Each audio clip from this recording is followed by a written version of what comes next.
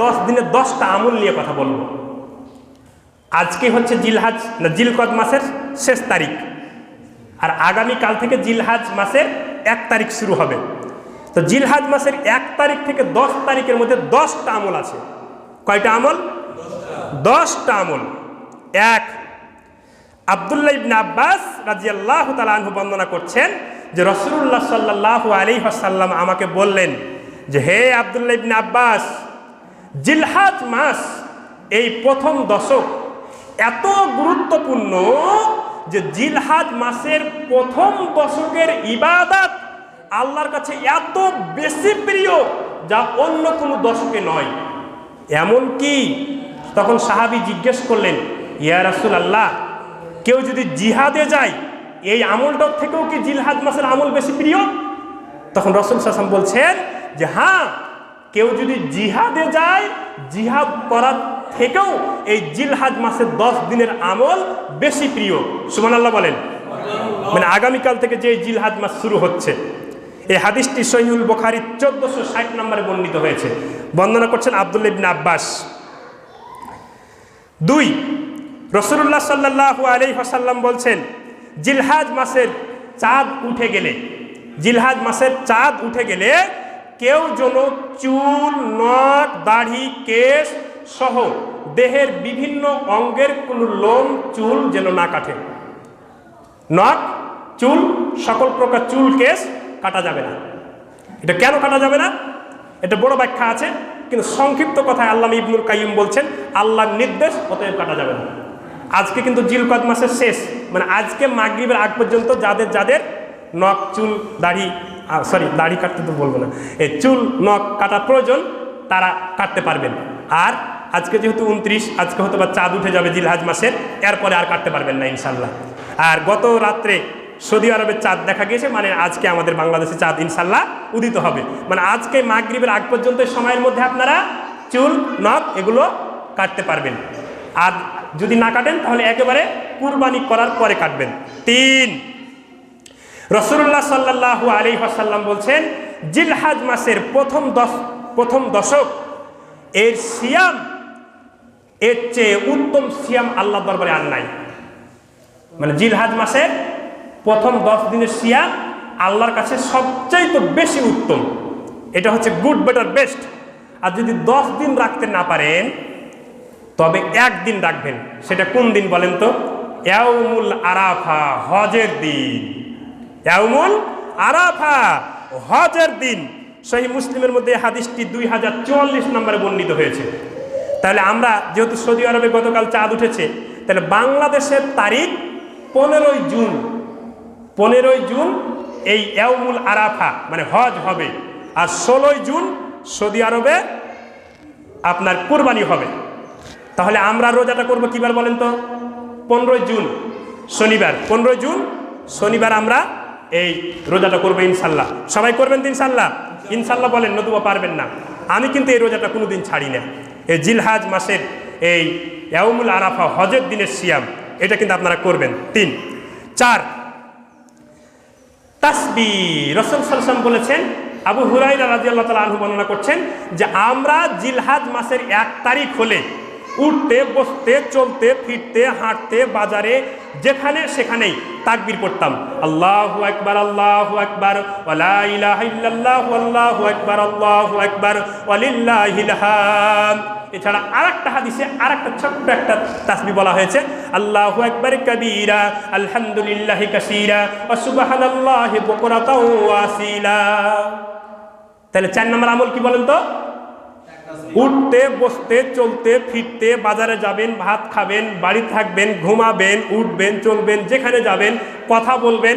আপনার বন্ধুর সাথে দেখা হয়েছে, কথা বলছেন, কথা বলার ফাঁকে একবার বলবেন আল্লাহু আকবার, আল্লাহু আকবার, ওয়া লা ইলাহা ইল্লাল্লাহ, আল্লাহু আকবার, আল্লাহু আকবার, ওয়া লিল্লাহিল হামদ, আল্লাহু আকবার কাবীরা, আলহামদুলিল্লাহি কাসীরা, ওয়া সুবহানাল্লাহি বুকরাতাও ওয়া আসীলা।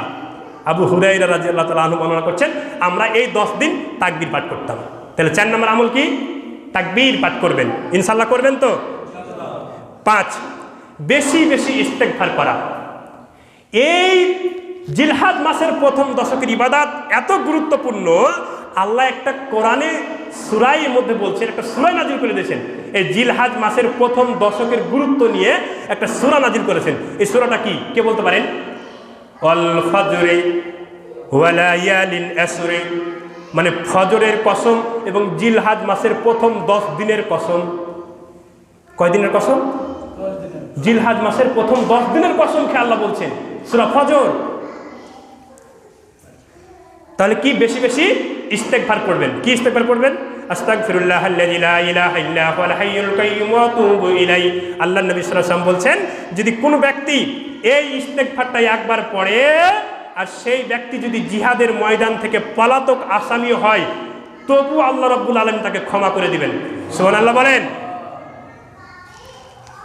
6, বেশি বেশি নফল ইবাদত করা, বেশি বেশি নফল সালাত আদায় করা।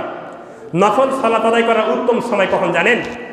যখন সব মানুষ ঘুমায়, গভীর রাত্রে আপনি উঠে জয় রাকাত পারেন, সালাতুল লাইলি মাসনা মাসনা, 2 রাকাত 2 রাকাত করে যত রাকাত পারেন, তারপরে আপনি আল্লাহর কাছে কাঁদেন। আপনার কি দরকার, আপনি কি চান? রাত্রিকে 3 ভাগের ভাগ করে শেষ ভাগে আল্লাহ রাব্বুল আলামিন পশ্চিম দিগন্ত থেকে পূর্ব দিগন্তের দিকে যান আর বলতে থাকেন, তোমরা কে আছো অভাবগ্রস্ত, আমার কাছে অভাব থেকে মুক্তি চাও। তোমরা কে আছো রিজিকগ্রস্ত, আমার কাছে রিজিক চাও। তোমরা কে আছো রোগগ্রস্ত, আমার কাছে রোগ থেকে মুক্তি চাও। এই রাত্রে শেষ 3য় অংশে তো বেশি বেশি নফল সালাত আদায় করবেন। 7, সামর্থ্যবান হলে কুরবানি করবেন। কুরবানি কিন্তু কোনো ফরজ ইবাদত নয়। কুরবানি হচ্ছে কি, মিল্লাত আবিকুম ইব্রাহিম নবীর একটা সুন্নাহ, তবে অনেক সওয়াবের কাজ, অনেক সওয়াবের কাজ। সামর্থ্যবান হলে 7 নম্বর কাজ হচ্ছে কি, সামর্থ্যবান হলে কুরবানি করবেন। 8, সামর্থ্যবান হলে হজ এবং উমরা করবেন। 9, বেশি বেশি দান করবেন। 10, পাপ কাজ থেকে বেঁচে থাকার চেষ্টা করবেন। দেখি এবার কে বলতে পারেন 10টা কাজ। আমি আবার বলে দিচ্ছি। 1, জিলহজ মাসের প্রথম আমল হচ্ছে এই জিলহজ মাসের সিয়াম পালন করা, 1 থেকে 10। 2, চুল নখ সহ যাবতীয় এই 10 দিনের মধ্যে কাটা যাবে না। 3, আরাফার দিনের সিয়াম, মনে থাকবে ইনশাআল্লাহ। আরাফার দিনের আপনারা পালন করবেন 15 জুন, এটা বলে দিলাম অগ্রিম, 15 জুন। 5, ইস্তেগফার পাঠ করা। 6, নফল ইবাদত করা। 7, সামর্থ্যবান হলে কুরবানি করা। 8, হজ ও উমরা করা সামর্থ্যবান হলে। 9, বেশি বেশি দান এবং সাদাকা করা। 10, পাপ থেকে বেঁচে থাকা। আল্লাহ রাব্বুল আলামিন আমাদেরকে জিলহজ মাসের 10 দিনের 10টি আমল, এই 10টি আমল আপনারা যেন করতে পারেন, আমরা যেন করতে পারি। বিশেষ করে 15 জুন এই সিয়ামটা পালন করবেন। আর মা বোনেরা যারা উপস্থিত আছেন, আপনারাও বাড়িটা মেসেজটা আশেপাশে পৌঁছে দিবেন।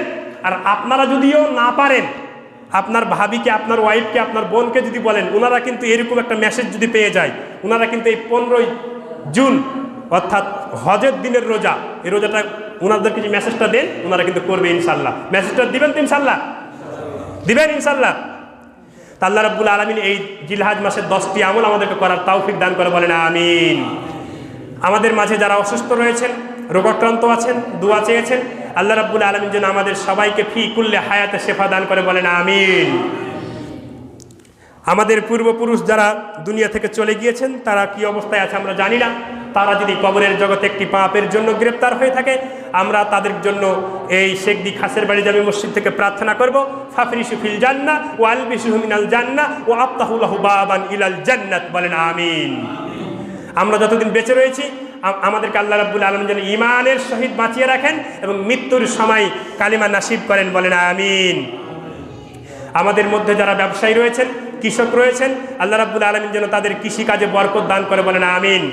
আমাদের মাঝে যারা ছাত্র বন্ধু রয়েছেন, আল্লাহ রাব্বুল আলামিন যেন তাদেরকে ভালো লেখাপড়া করে, ভালো ফলাফল করে দেশ ও জাতির মুখ উজ্জ্বল করার তৌফিক দান করে, বলেন আমিন। প্রচণ্ড গরমের মধ্যে সময় আমাকে ছাড় দিচ্ছে না, এখানেই আমার সংক্ষিপ্ত আলোচনা আমি শেষ করতে বাধ্য হচ্ছি। সুবহানাকা লা ইলমা লানা ইল্লা মা আল্লামতানা ইন্নাকা আনতাল আলিমুল হাকিম। সুবহানাকা আল্লাহুম্মা ওয়া বিহামদিকা আশহাদু আল্লা ইলাহা ইল্লা আনতা আস্তাগফিরুকা ওয়া আতুবু ইলাইক। আসসালামু আলাইকুম ওয়া রাহমাতুল্লাহি ওয়া বারাকাতুহু।